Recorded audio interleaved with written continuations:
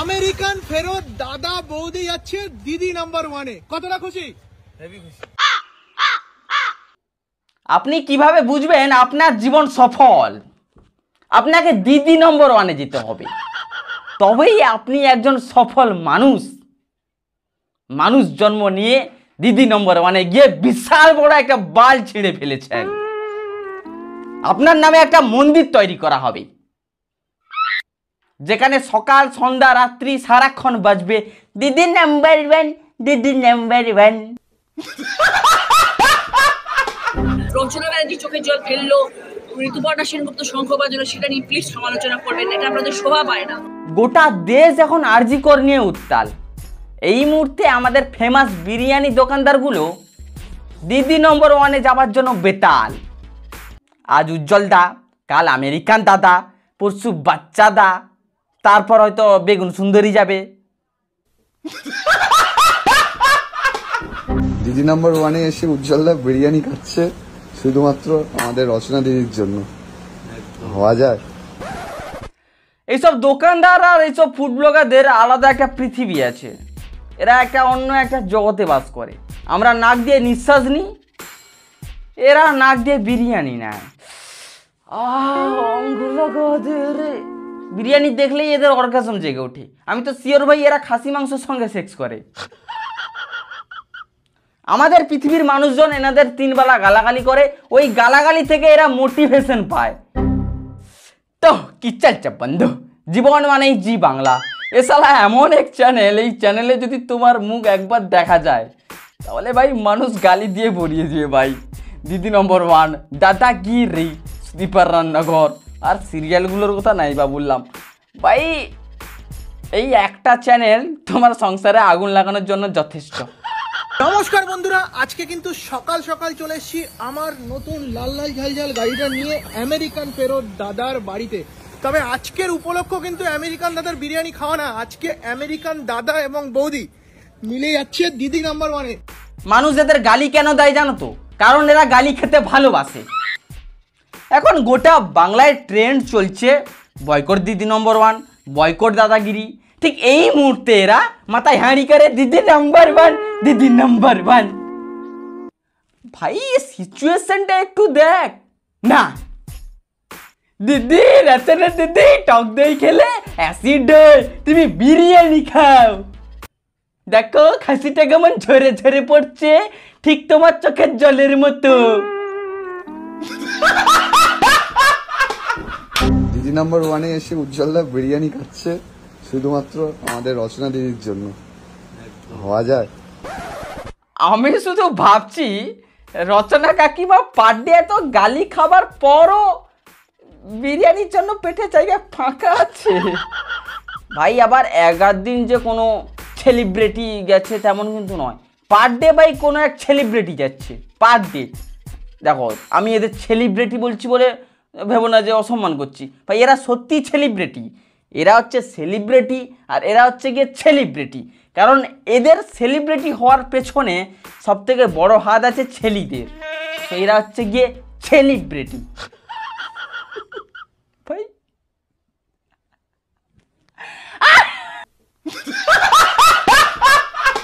এটা কার জন্য যাচ্ছে? এটা রচনাদির জন্য যাচ্ছে। রচনাদির জন্য উজ্জ্বলদা বিরিয়ানি নাম্বার 1 রচনাদি। উজ্জ্বল দা, আরে এত বিরিয়ানি দিও না। রচনা কাকিমা পলিটিশিয়ান, আর পলিটিশিয়ানরা বিরিয়ানি টিরিয়ানি কম খায়, কুচি বালি বেশি খায়।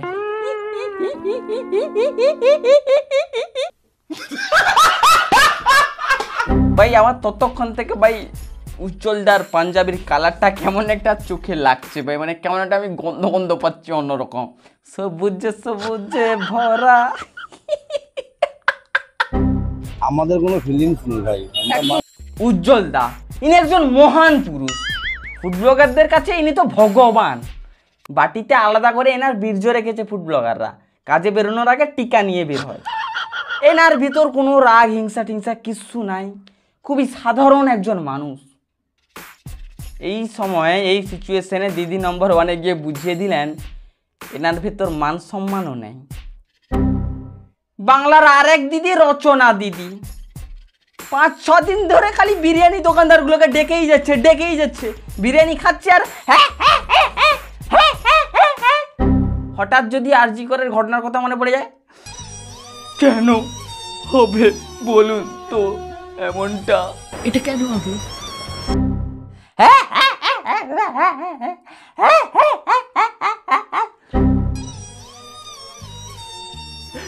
কেন হবে বলুন তো এমনটা?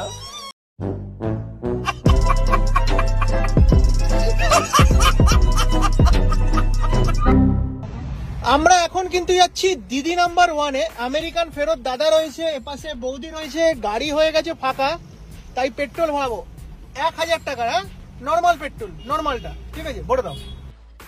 সাপোজ আমেরিকার আধার কার্ড তৈরি হচ্ছে, মানে পৃথিবীর যতগুলো দেশ আছে সব দেশের আধার কার্ড তৈরি হচ্ছে, যেমন আমাদের আধার কার্ড হয়। সেই আধার কার্ডে আমেরিকার বাবার নাম কি থাকবে? দীপঙ্কর। বোকাচোদা ভাই, এর বাবাও একটা কি একটা নাম দিয়েছে ভাই, মানে সত্যি ভাই, মানে যেই যায় আমেরিকান দাদা আমেরিকান দাদা আমেরিকান দাদা আমেরিকান দাদা, ভাই এর বাবাও কিছু একটা নাম দিয়েছে ভাই। আজকে আমেরিকান দাদা কিন্তু আমাকে পেট্রোল ভরিয়ে দিচ্ছে আমার গাড়িতে, কি করব গাইস? আমেরিকান দাদা ভরিয়ে দিচ্ছে পেট্রোল, এবার থেকে দেখো টাকা বের হচ্ছে। ওকে ভাই, আমেরিকান ফেরত দাদা এসছে তোমাদের পেট্রোল পাম্পে। আমি খুব আনন্দিত, এই আনন্দে পেট্রোলের সাথে আমার ভাড়াটাও তোমার মুখে দিতে চাই সৃজিতদা। আমাদের হাগামুতা পায়, এই সৃজিতদার ব্লগিং পায়, সারা দিনে 15 থেকে 25টা ব্লগ পোস্ট করে। এই দেখো আমেরিকান দাদা বাঁ হাতে বাঁড়া ধরে মুছছে, এই দেখুন আমেরিকান দাদা কিন্তু হেগে ছুঁচোচ্ছে নাজল দিয়ে, খবর কাগজে মুছে নিচ্ছে, কারণ দাদা আমাদের আমেরিকা থেকে এসছে। এই দেখুন আমেরিকান দাদা 1000 টাকা তেল মেরে দিল, কোনো ব্যাপার নেই, আমি আমেরিকান দাদাটা চুষে শোধ করে দিব। এরা বাল ফুড ব্লগার নাকি কমনের ঘুমসি আমি বুঝতে পারি না, সারাক্ষণ ভাই চিপকে থাকে সারাক্ষণ। এই দেখুন আমেরিকান দাদা মুছছে, এই দেখুন আমেরিকান দাদা হাঁকছে, এই দেখুন এটা করছে ওটা করছে। আরে ভাই তোদের ফলো কেন করেছি? খাওয়ার দাওয়ার দেখবো ভাই না, যেমন দুধে মাছি বসে ঠিক তেমন বিরিয়ানি দোকানদারগুলোর কাছে এরা চিপকে থাকে ভাই। আমেরিকার বিরিয়ানি খেতে গিয়ে দেখি এত বড় একটা পালক, গাটা পুরো ঘিনঘিন করে উঠেছে। এরা এত নোংরা জানতাম না। এটা কোন মুরগির পালক হতে পারে? সৃজিত হ্যাংলাবাজ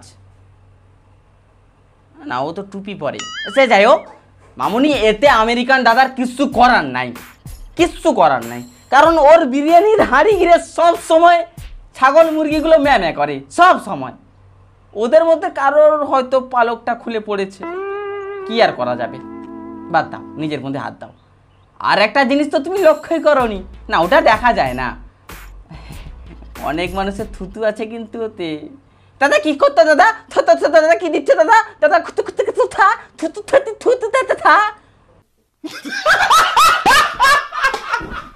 দেখো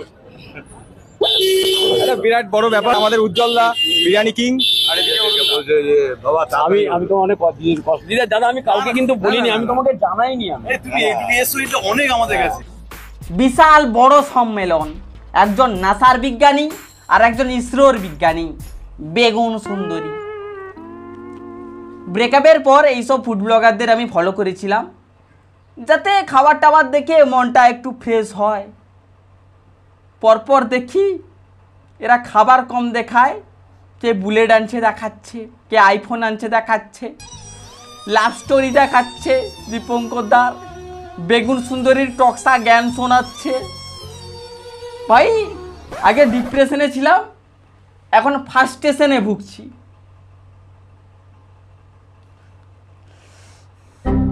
বিরিয়ানি এখন দিদি নাম্বার 1-এ সেটে।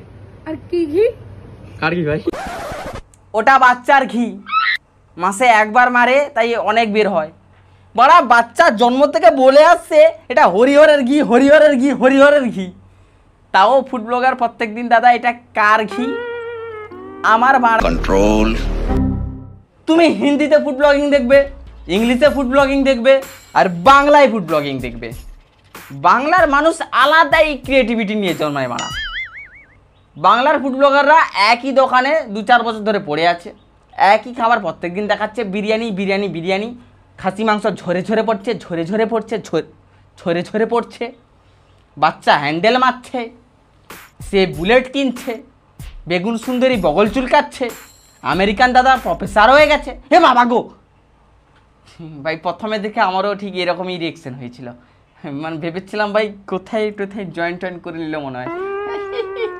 তো টাটা বাই বাই বন্ধু, আবার হচ্ছে পরে দেখা। হ্যাঁ, যে যেখানে ইচ্ছে যাও, দাদাগিরিতে যাও, দিদি নম্বর 1-এ যাও। বাট ব্যাপারটা হচ্ছে কি জানো তো, জি বাংলা এমনি এমনি ভাই চ্যানেলটাকে দাঁড়া করেনি। এখন ট্রেন্ড চলছে বয়কট দিদি নম্বর 1। সবাই রচনা ব্যানার্জিকে হেভি গালাগালি করছে, অ্যান্ড এই ফুড ব্লগাররা তো জন্ম থেকেই গালাগালি খেয়ে আসছে। সো এখন যদি দুজনের কোলাপ হয়ে যায় ভাই, সবাই নিচে কমেন্ট বক্সে হেভি গালাগালি করবে। সো রিচটা তাদের এখান থেকে ভাই এখানে পৌঁছে যাবে, বুঝলা। আর ভাই এদের মুখ দেখলে, এদের কথাবার্তা শুনলে মনে হবে এরা সিদ্ধ পুরুষ। সিদ্ধ পুরুষ মানে কি জ্ঞানী বাবা, জ্ঞান দেওয়ার জন্য বাড়িতে বাবা কাকা গ্রামবাসী সবাই আছে। দয়া করে একটু খাবার দেখার জন্য ফলো করেছি, প্লিজ প্লিজ নতুন কিছু করুন দাদারা প্লিজ। ও তো টাটা বাই বাই, আবার হচ্ছে পরে দেখা, and love you so much সবাইকে, বাই। পকাচোদা কলকাতায় বাল ছিঁড়ছিস, কি পড়াশোনা, বাঁড়ের পড়াশোনা। আয় গ্রামে আয়, একটা চপ দোকান খোল, নাম রাখবি কলকাতা ফেরত দাদার চপ, সঙ্গে পিসির ঢপ।